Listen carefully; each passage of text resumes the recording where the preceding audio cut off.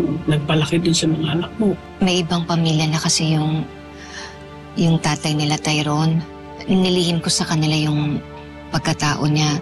Ayoko nang madamay pa sila sa gulo. Ano sabi mo, Via? Obligasyon ni Bel na makipagmabutihan sa chito na yon? Gumagawa lang naman ako ng paraan para maisalba yung negosyo natin, ah! Wala akong pakialam kung masira ang negosyo natin. Via, hindi sa ganitong paraan pati anak ko nadadamay! Sana po may paraan po kayo para gumaling po siya. Huwag mo masyadong itaas yung hopes mo. Sa buhay naman po, wala naman po talagang kasiguraduhan, di ba? Ang importante po ay patuloy lang tayong lumalaban at kumakapit sa pag-asa. O sige, mag-iingat ka ha. Mahal din kita.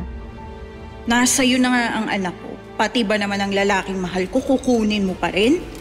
Hindi ako makakapayag.